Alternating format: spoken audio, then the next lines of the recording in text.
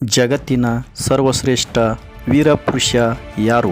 ಇಂತಹ ಒಂದು ಪ್ರಶ್ನೆಯನ್ನು ಇಂಗ್ಲೆಂಡಿನ ಸಾರ್ವಜನಿಕ ಸಂಸ್ಥೆಯೊಂದು ಜಾಗತಿಕ ವೀರರನ್ನು ಕುರಿತು ಬಹುದೊಡ್ಡ ಸಂಶೋಧನೆಯನ್ನು ನಡೆಸಿತು.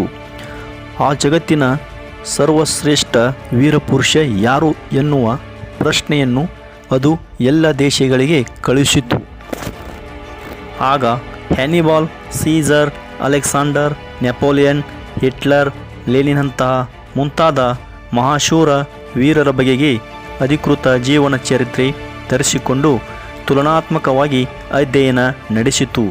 ಕೊನೆಗೆ ಶಿವಾಜಿಯೇ ಆ ಲೋಕೋತ್ತರ ಪಟ್ಟಕ್ಕೆ ಸರ್ವದೃಷ್ಟಿಯಿಂದಲೂ ಸರ್ವಶ್ರೇಷ್ಠ ಪುರುಷನೆಂದು ಅದು ನಿರ್ಣಯಿಸಿತು. ಯಾಕೆ ಶಿವಾಜಿಯನ್ನು ಸರ್ವಶ್ರೇಷ್ಠ ವೀರಪುರುಷನೆಂದು ನಿರ್ಣಯಿಸಿತು? ಅನೇಕ ಇಂಗ್ಲಿಷ್ ಮತ್ತು ಪೋರ್ಚುಗೀಸ್ ಚರಿತ್ರೆಕಾರರು ಶಿವಾಜಿಯನ್ನು ಅಲೆಕ್ಸಾಂಡರ್, ಸೀಸರ್, ಹ್ಯಾನಿಬಾಲರಂತಹ ಹೆಸರಾಂತ ಶೂರರೊಂದಿಗೆ ಹೋಲಿಸಿದ್ದಾರೆ.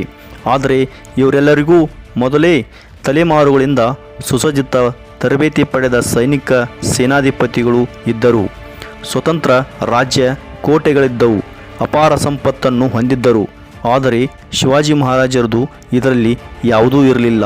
ಇದ್ದಿದ್ದು ಸಂಸ್ಕಾರ, ಧೈರ್ಯ, ದೇಶಪ್ರೇಮ ಮಾತ್ರ ಇತ್ತು.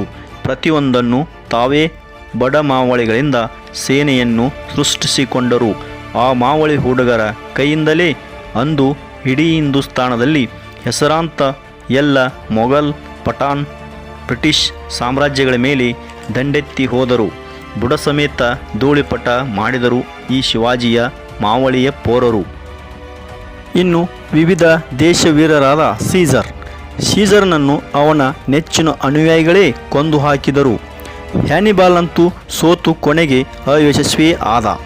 ಇನ್ನು ಅಲೆಕ್ಸಾಂಡರ್ನು ಭಾರತವನ್ನು ಜಯಿಸಲಾರದೆ ಯುದ್ಧದಲ್ಲಿ ಗಾಯಗೊಂಡು ತನ್ನ ದೇಶಕ್ಕೆ ಮರಳುವಾಗ ದಾರಿಯಲ್ಲಿ ದುರ್ಮರಣಕ್ಕೆ ತುತ್ತಾದ.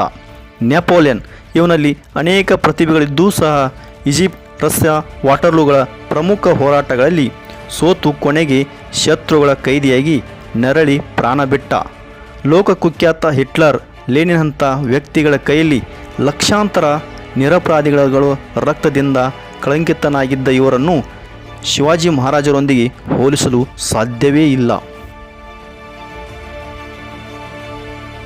ಜಗತ್ತಿನ ಈ ಮಹಾ ಸೇನಾಧ್ಯಕ್ಷರು ಎದುರಿಸಲಾರದೆ ಹೋದ ವಿಕಟ ಪರಿಸ್ಥಿತಿಗಿಂತ ಎಷ್ಟೋ ಪಟ್ಟು ಭೀಕರವಾದ ಪರಿಸ್ಥಿತಿಗಳನ್ನು ಲೀಲಾಜಾಲವಾಗಿ ಮೆಟ್ಟಿ ನಿಂತು ಪರಿಪೂರ್ಣ ವಿಜಯಶಾಲಿಯಾದ ಏಕಮಾತ್ರ ವೀರಪುರುಷ ಸಿಂಹವೆಂದರೆ ಅವರೇ ಶ್ರೀ ಛತ್ರಪತಿ ಶಿವಾಜಿ ಮಹಾರಾಜರು.